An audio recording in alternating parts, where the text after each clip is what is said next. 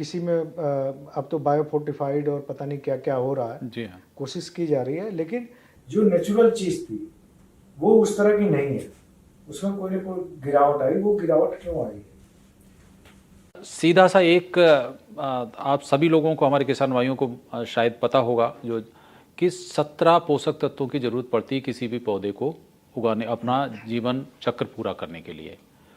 और वो 17 के 17 पोषक तत्व अगर समुचित मात्रा में पौधा नहीं लेता है तो कोई न कोई कमी रह जाती है, या तो उपज कम होती है, गुणवत्ता कम होती है। अब हो क्या रहा है कि आप देख लीजिए किसी भी जगह पे हमारे भारत में 3 तरीके की फर्टिलाइज़र यूज़ करते थे ज़्यादातर लोग, नाइट्रोजन, फास्फोरस, पोटास। इसमें भी अगर देखा जाए तो कहीं अंधाधुंध नाइट्रोजन ज़्यादा यूज़ कर रहे हैं, फास्फोरस पोटास का नाम नहीं है, कहीं बहुत कम मात्रा में फास्फोरस पोटास यूज़ कर रहे हैं।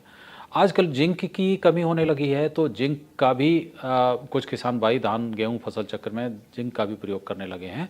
तो मान लीजिए 17 में से आप 4 दे रहे हैं, बाकी 13 जो पोषक तत्व हैं उसका नाम भी नहीं जानते लोग, उसका ना नाम जानते हैं ना उस पर ज़्यादा जोर दिया जाता नाम है, ही नहीं जानते हैं। क्योंकि वो बहुत सूक्ष्म मात्रा में उसकी आवश्यकता होती है और हमारी जरूरत तो होती हमारी है। भूमि में उपलब्ध है। लेकिन आप ये देखिए, हम वर्षों से हजारों साल से करते आए, हमने पहले फर्टिलाइजर यूज़ नहीं करते थे, उर्वरकों का यूज़ नहीं करते थे, सन 60 के बाद से तो हम कर ही रहे हैं।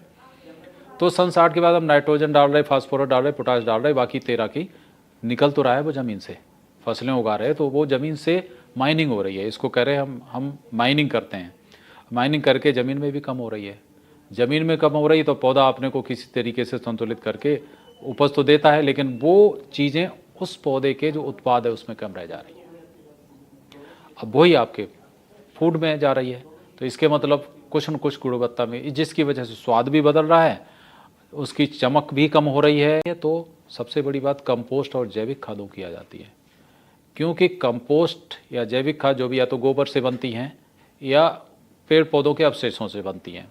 तो पेड़ पौधों में वही 17 पोषक तत्व होते हैं, वही 17 पोषक तत्व हमारे गोबर में होते हैं। अगर उसको सड़ा के हम कंपोस्ट बना देते हैं तो कंपोस्ट में वो सारी की सारी चीज़ें समुचित मात्रा में और उसी अनुपात में होती है जिसमें पौधे को ज़रूरत होती है।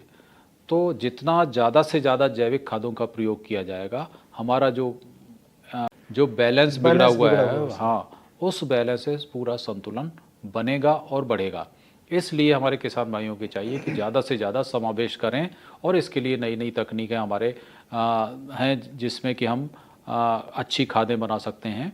हम किसान भाइयों से आग्रह करेंगे कि एक बार फिर पशुधन को अपनाएं।